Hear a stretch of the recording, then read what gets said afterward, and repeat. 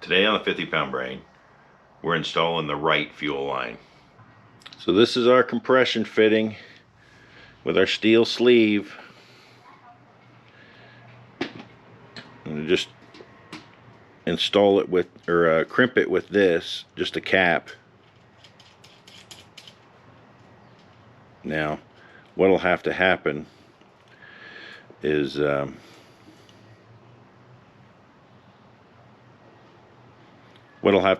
I'll put tape on here because this steel sleeve will travel down the line once I'm trying to install it under the car. So that'll keep it in place until I can get it screwed into the tank. Alright, we're ready to go under the car. Next thing you see will be the line installed, because getting it in and getting it all bent is a painful process without having to have a camera under there. Alright, the fuel line is in.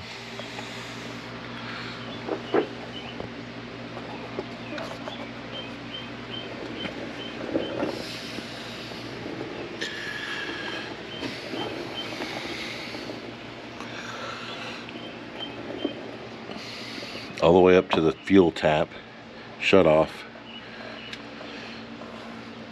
I just have to make the line that goes from the shut off to the fuel pump. The clutch is hooked up and bled, so it works. Brakes are right now gravity feeding.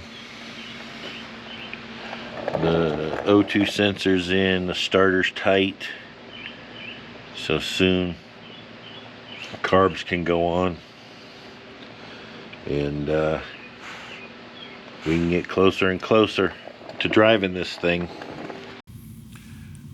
So the fuel shutoff tap, the original element from Triumph, was cork, and I didn't trust cork to be able to tolerate ethanol gas if I were to put ethanol in it. It's not my intent to, but you just don't know the future. Because if I knew the future, I'd be picking lottery numbers. So I made a sealing element out of Delrin with a Buna N O-ring on the lathe to go into this thing, as what I think will be a better seal than the original cork element, but we'll see. Here it is installed in the tap. But since the O-ring doesn't go below the fuel line port, it's not going to be a complete shut-off. Oh man, this clutch is stiff.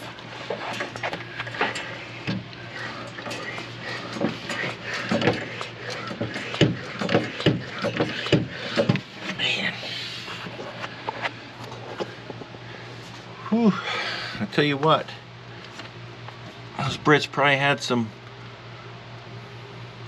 large left legs after driving these things. That is a pretty stiff clutch.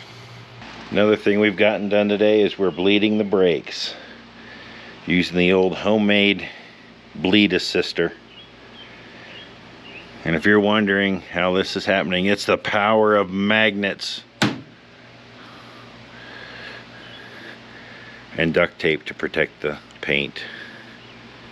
But it works pretty well as far as I can just pump the pedal and it doesn't suck air back in, because I put fluid in this, so there's fluid sitting on both sides. It pushes the air out, and then when I let the pedal up, it sucks fluid back in.